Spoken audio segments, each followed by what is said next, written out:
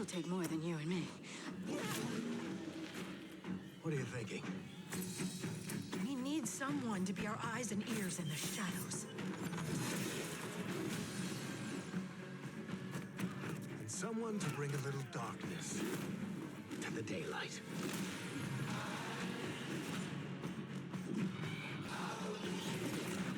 We're going into the Fade, aren't we? And digging up a lot of buried secrets.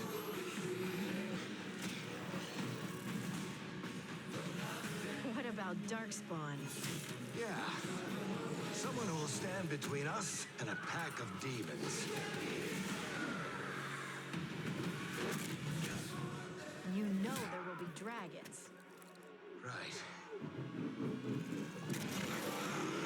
We'll need someone with fire in their blood. One more thing. This crew needs a leader. Someone we can count on. Someone that the world can count on.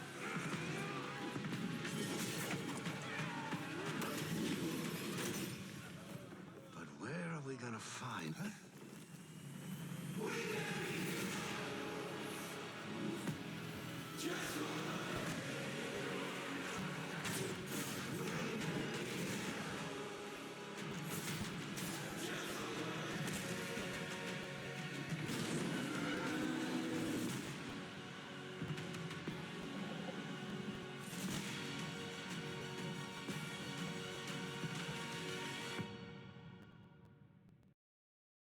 Well, there we have it, guys. The full, proper reveal of Dragon Age Veilguard. Now, alongside this trailer, we also got a post from EA directly, which gave a little bit more on each companion, and I'm going to reference that post as I talk through the trailer. Didn't get gameplay today, but we knew we weren't going to get that because we're getting it on Tuesday.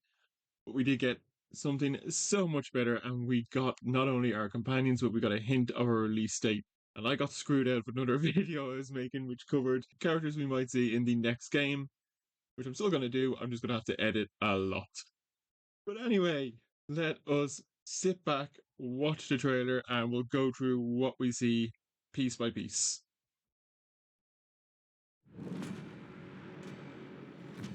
Right, starting things off here. My guess, we are in some sort of city.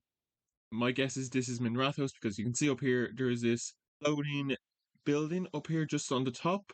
We've seen some artwork and pictures that have that building as well floating in the sky. I believe, I'm not entirely sure, but I do believe that is meant to be the Minrathos Circle of Magi, I think. I will double check that now, actually. Okay, I can't see anything saying if that is or isn't a Circle of Magi, but yes, this is definitely Minrathos.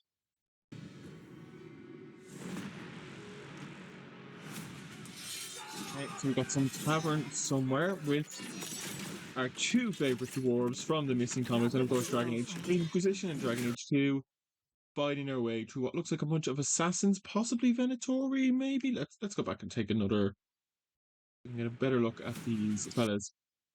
Okay, they don't look like the Venatori design from Dragon Age Inquisition, but of course designs change. Like in game, they should be about 10 years, so maybe their design has changed. But if they're not, I mean, if they're not Venatori, they're most likely to Vinter in nature. So yeah, it seems our two dwarven friends have gotten themselves into a spot of bother in Minrathos.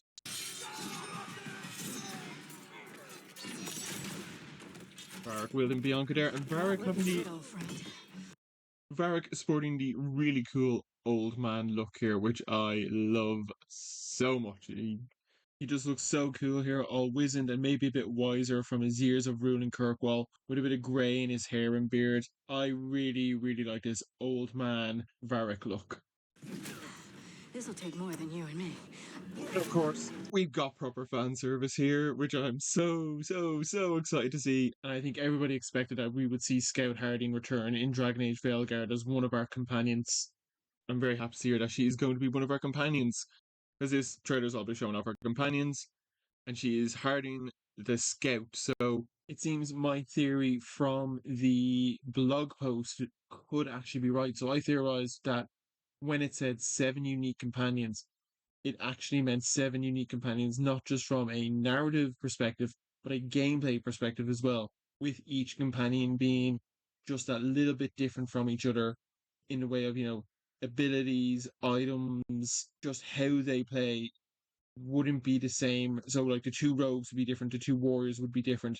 They wouldn't just be different based on our own choices, but based on the actual game itself. And it seems that by going through this trailer, each companion has their own unique title, and that kind of seems to indicate that yes, each one is vastly different and unique from the other. Harding is one of our roguelike characters, I imagine, possibly with an emphasis on range, judging by the fact that she has a bow, and we do see her wielding a bow sometimes in Inquisition. So obviously, this is her doing her work. Now, the post from EA refers to Harding as the Dwarven Scout returns to the fray as a companion with a big heart, a positive outlook, and a ready bow, as well as unexpected magical powers.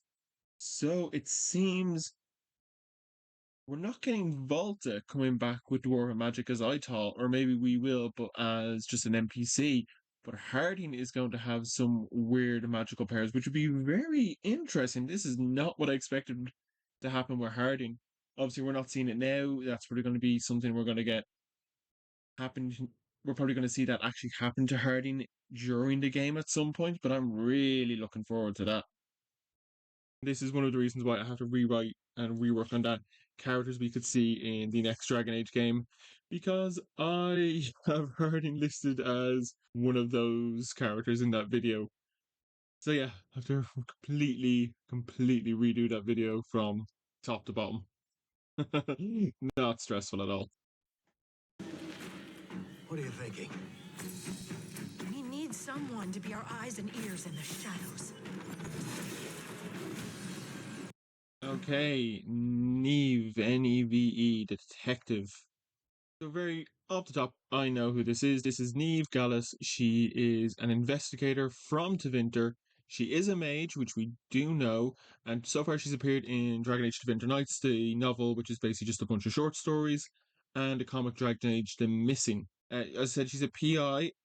She is also missing one of her legs. That we saw that just there a second ago. But yeah, that is a prosthetic leg. So that is great to see that representation right there. We also know from the Missing comic she does have a bit of an interaction with Varric and Harding, so that's possibly how she's going to be introduced to the story, which is really great to see. That we're going to have at least some sort of connection between our companions before the game actually fully kicks off, which is something I did want, so I'm glad to see that. Now, on the EA post, it says Neve is a cynic fighting for a better future, both as a private detective and a member of Devinter's rebellious Shadow Dragons. Okay, so this is the faction that Neve is part of. They are an anti-slavery movement within Tevinter. So I wonder if she's possibly also going to be an ally of Dorian and Mayvaris Talani. That would be a really fun, cool way of introducing those two characters back into the main story.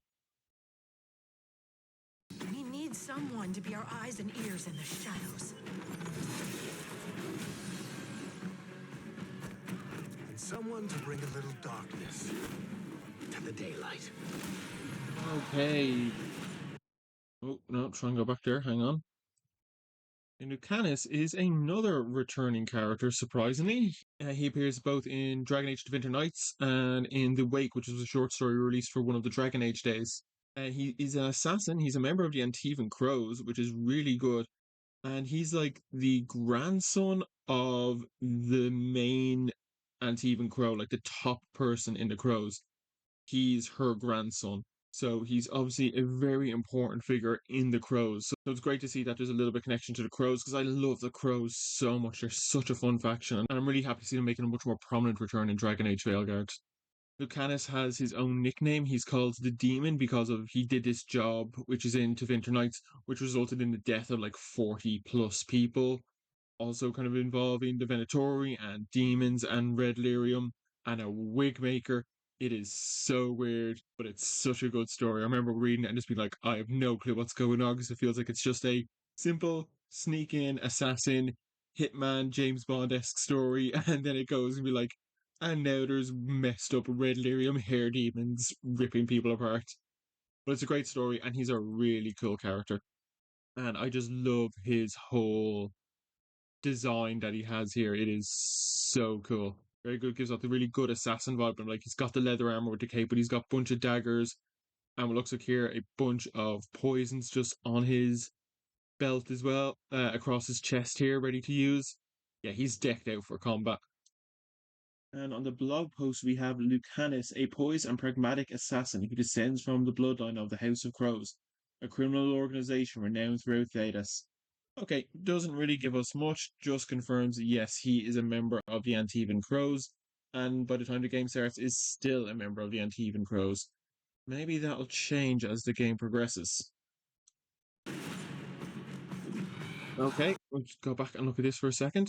Okay, so we got some elven runes by the looks of it. Judging by who our next character is, this is most likely Arlathan, which is basically where ancient elven empire, their capital was. So this is really, really cool. Arlathan has been mentioned pretty much a lot in every game and in the lore, but now we're actually going to see it proper. It did appear in the Missing comic, as well as a few of short stories as well that came out on Dragon Age days across the years, but it's really cool to see them down. Okay, so here we have Bellara the Veil Jumper, who we've seen a little bit before, sort of. Can't really tell what race she is. I originally thought she was a dwarf, but now I'm not entirely sure. And I don't know what class she's meant to be. Like, she doesn't look like a fighter or a mage, and doesn't really look like a rogue either. I wonder if she's like an artificer, judging by the way she did, like, you know, an artificer in D&D, who are basically like people who just make magical devices and contraptions. I'm wondering, just judging by all the stuff around her belt here, I wonder if that's what she's doing. Now, we know Bellara, she's kind of been mentioned in the past. She got mentioned in one of the trailers. We don't know much about her. She's voiced by Ji Young Han, so it's going to be really cool to see. But other than that, we don't really know anything about Bellara. But we do know stuff about the Veil Jumpers. The Veil Jumpers is an alliance of Dalish mages and hunters, but also some non-elven people as well. And they are basically around to deal with the threat of what is happening in Arlathan Forest. And this is in the Missing. Now, I'm going to be very vague because I don't want to spoil the Missing, because I know not everyone reads up on the extended media of like novels and comics. Maybe with Veilguard coming out very soon, you might take a look at it. But I do not want to spoil you. If she's got some weird device here in her hand and a bunch of stuff wrapped around her belt. So that kind of really feels into the whole artificer style of gameplay here, that she's just full of different contraptions like explosives, devices, traps, and that's how she's mainly going to fight. Now, what does EA say about Bellara? Bellara, a creative and romantic veil jumper obsessed with uncovering ancient secrets. Okay, doesn't give us much, but it actually gives a little bit of context to what's happening here. So I imagine Bellara is someone who loves exploring ancient ruins and finding artifacts, secrets, any bit of lore or history she can get her hands on, which is probably what she's doing right here, and that's probably got something to do with what's in her hand and wrapped around her belt at the moment. So yeah, she's a bit of a treasure hunter, history buff kind of person, I think. And digging up a lot of We got some buried grave robbers, secrets. and we got a necromancer, which is really cool to see. So Emmerich, this guy is completely new, hasn't been teased before, hasn't appeared in any short stories or novels or comics or anything else. A completely brand new character, which is brilliant to see. But Emmerich is a necromancer, and my guess he's a member of the Mortalitasi, who are from where is that place called? It's not, they're from Navarra, which is where's Cassandra's from Dragon Age 2 and Dragon Age Inquisition. So across all of Thedas, people basically burn their dead. So they can't be possessed by demons, but not in Navarra. They go into the Mortalitasi, who are necromancers, and they entomb them in essentially giant pyramids, and they're more described like cities for the dead. And they put spirits in those corpses, but keep them kind of stuck in like the recesses of the walls or coffins or whatever, so they can't really do anything. I guess Emmerich is a member of the Mortalitasius. And we can see in this shot, he's very finely dressed as well, so I wonder if he's a noble. Now, I know some of Cassandra's family, the Pendergasts, are Mortalitasi, so I wonder if Emmerich is a Pendergast. To have a connection back to Cassandra, especially if you have a world state where she's the divine. That'd be a weird little connection for one of your companions to be like the fourth cousin twice removed of the divine, which would be quite fun. Also, hopefully, necromancy is actually good. Necromancy was a skill set you could get in Dragon Age Inquisition, and I didn't like it. I thought it was quite bland and quite boring. It was definitely the worst of the mage ones.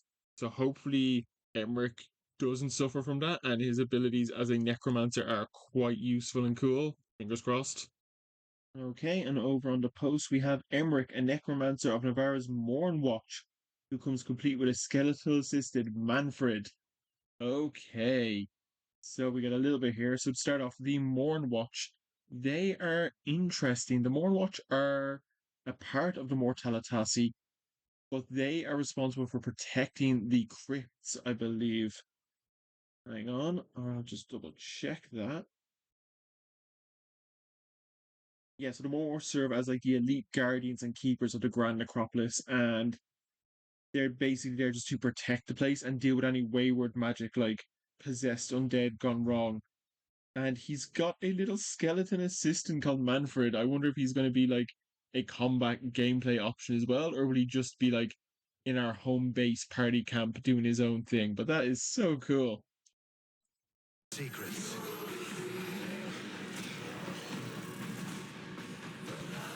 What about Darkspawn? Okay, we know who this guy is as well. Between us and a pack of demons. And he's got a griffin. But this is Darwin the Warden. We've seen Darwin before. He is Aigamadi's character. We first got our hints of him along with Bellara back in the trailer in 2020. He is a Great Warden. I imagine he's a standard sword and shield, your tank warrior there to soak up damage and deal it out. But he has a little griffin pet, which is so cool. So if you know about Griffins in Dragon Age, they were the mounts for the Grey Wardens. They went extinct around the time of the Fourth Blight, but it was revealed in the book Dragon Age Last Flight, which kind of jumped between the Fourth Blight and the present, that a clutch of eggs had survived and been preserved, and the book ends with some Grey Wardens and Grey Warden recruits finding those eggs and then beginning to hatch. So it seems Darwin got one of those baby griffins and is now looking after and caring for it, and that is so cool to see.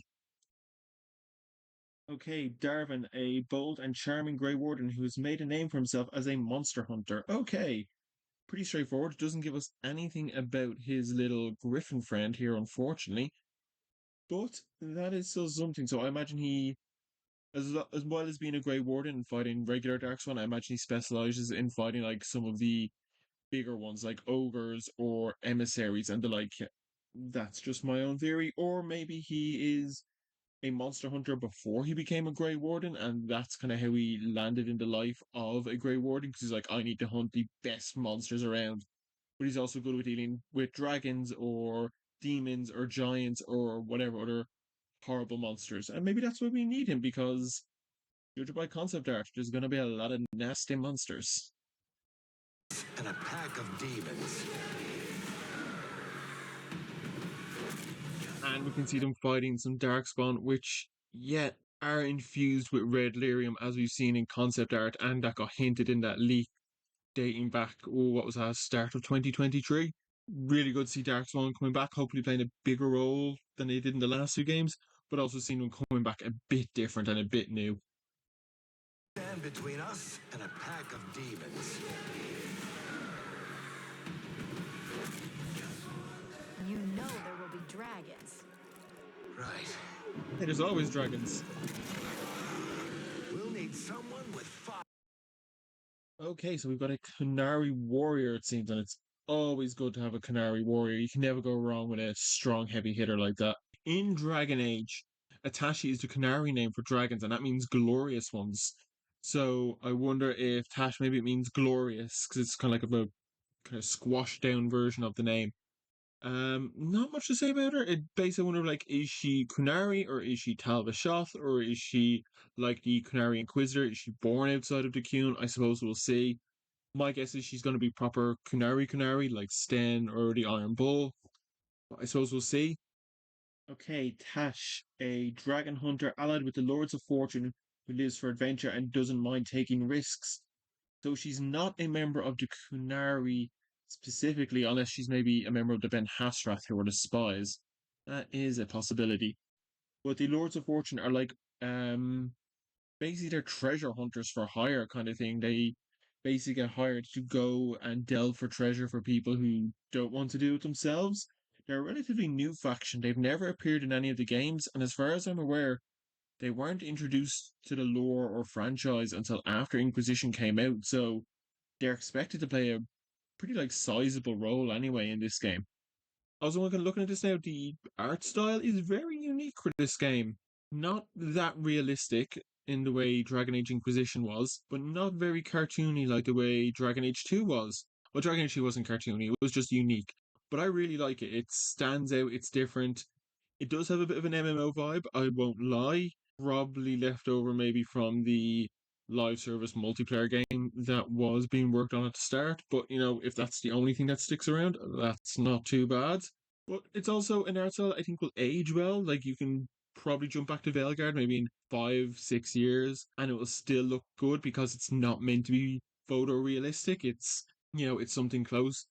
That's why some games just visually age worse than others because you make a photorealistic game, when it comes out, it looks great, but after a while, you notice it hasn't aged well compared to the other photorealistic games that are coming out now. But once they kind of take a bit more of a unique art style, they tend to last a bit longer because you can't really compare them to new games as time progresses. Fire in their blood. One more thing. This crew.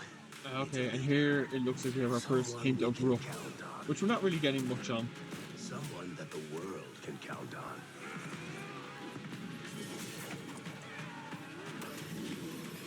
I hope this is something we can do in game, like use environmental takedowns to defeat our enemies. Okay, so we don't get much of a look at Rook. Unfortunately, they are kept quite hidden from us, which makes a lot of sense because I imagine like the Warden and the Inquisitor, there's not like a unique default appearance for Rook the same way there is for Hawk or Shepherd. I have a feeling they're more going to just use the armor silhouette to kind of reflect Rook, similar to the Inquisitor's helmet. The armor is very interesting. I wonder if Rook is one of the executors. So for those of you who don't know, we don't know much about this faction, just that they lie across the ocean. We don't really know anything about what lies across the ocean to the west in the world of Thedas. It's just kind of over there, but we know there's this one faction called the Executors. You don't really interact with them that much. You're going to get little hints about them through a few of the games, and then have some very minor interaction with them through war table missions in Dragon Age Inquisition. They seem to be this faction that is just kind of pulling the strings and manipulating everything from the shadows. They don't seem to be taking a more forward role in the world or a more public role in the world. I have a feeling maybe Rook is one of these executors who's been sent over to Thedas to kind of solve the Solus problem, because in Dragon Age Tevinter Nights, the last story involves a bunch of spies meeting up and talking about like the problem with Solus. And in fact, one of those spies is just Solus in disguise, but there is a representative from the Inquisition. There's a bard who turns out to be Solus. There is a member of the Carter, there's a member of the Mortalitasi, and there's an executor. They don't actually do anything in the story because they are so covered up in basically their robes and cloth masks, which this figure, who we assume is Rook, has over his face. Like that, we don't get to see what their face looks like, and their voice is even distorted. So you can't really tell if they're man or woman. And before they can really give their story and explain like their findings on Solus, Solus very discreetly turns them to stone, and nobody notices till the end of the short story.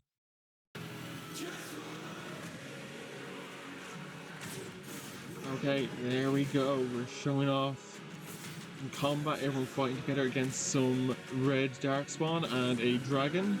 A big dragon, actually. Okay, we can see Bellara here. Oh, maybe she is an elf. Actually, I can see her ears are pointed. So she's got this weird bow, which is what the Veil Jumpers use. You can see that in the comics, and also some art that came out for Dragon Age, Veilguard / Dreadwolf like a long time ago. So it seems archer-wise, yeah, maybe she is our other rogue alongside Harding, or maybe she's like a warrior Archer or someone else. Magic, melee. Yeah, we got a nice variety of characters, which I really like. They're all a little bit different from each other. And of course, the big news coming fall 2024. So September, October, maybe some of November. It's not an exact date, but I'm totally fine with that. Even just a window is really good. Maybe they're just trying to see what other games are coming around the same time so they don't clash. Like Vampire the Masquerade Bloodlines 2 is meant to come around the same time, so maybe they're like, oh, we'll see when that's dropping, and then if it's dropping in September, we'll drop in November so as not to clash. Maybe, or maybe they're just like, yeah, we're not entirely sure how much longer the last steps of development is going to take.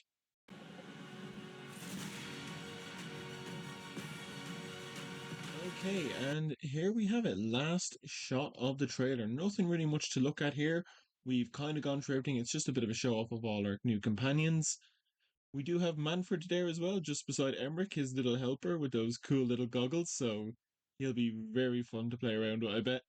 I hope we can use him in combat as well. It looks like he's fighting off these darkspawn here, so maybe he can be like a summon kind of thing. And yeah, not much else to go on. I wonder actually about Darwin and his Griffin. I wonder if Darwin, because he's a monster hunter, is he like a ranger like class, similar to the ranger in Dragon Age Origins? Can he summon his Griffin to aid him in battle? Because that would be really cool if he could do that. Okay, and obviously we've got the full seven companions, but we do have Varric in this shot, so obviously Varric is going to play a big role in some way. I have one or two ideas. The first is Varric will be like an advisor like character, similar to Liliana, Josephine, and Cullen in Dragon Age Inquisition, offering us his opinions and advice, but in the end, the choice on how we proceed is our own. Or Varric will be a temporary companion at the start and then will unfortunately die at the start, giving us a bit of motivation to defeat Solus and whatever dark gods have been thrown out into the world. I really, really hope that's not what happens. I don't want Varric to die. I don't think anyone wants Varric to die. But yeah, that's a possibility I think we should be on the lookout for. Now, I want to look at the character straight in the middle, which we can assume is Rook, and look at that blade he's carrying. That is very interesting because in the original icon for the game that you'd have on your desktop, that was the icon, that little blade.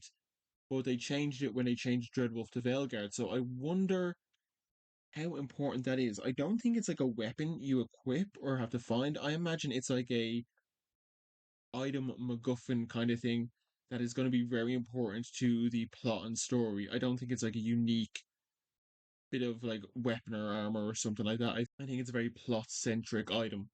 But I suppose we will see, and we will see in the fall 2024. Interesting. I'm glad we got some sort of release window. Hopefully, we'll find out the exact date closer to the time, but we will see. Now, last thing we did get was a brief description released about the game. So this goes through. When corrupt gods break free from centuries of darkness, the odds will be stacked against you. You can't do this alone. Rally a team of seven companions, each with rich lives and deep backstories. These are characters to befriend and even fall in love with. Yes, because apparently we can romance any of them. They are all available to romance. Someone else who played Baldur's Gate 3. Among them, an assassin, a necromancer, and a detective will each bring their own expertise and unique abilities to the fight. You are never alone. Decide who to take into battle and together face down demons, dragons, and even ancient gods. I wonder when it mentions ancient gods or corrupt gods break free from centuries of darkness.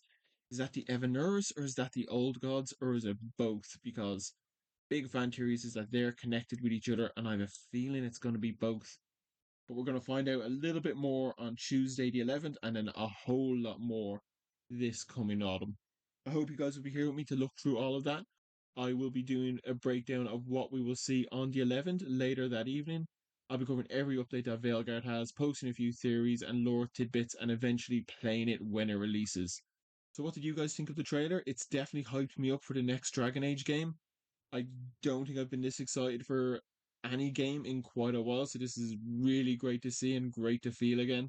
Leave your thoughts on the trailer down below, and of course, don't forget to subscribe to the channel so you can stay up to date on all the Dragon Age Veilguard content I will be posting. And I will see you all next time.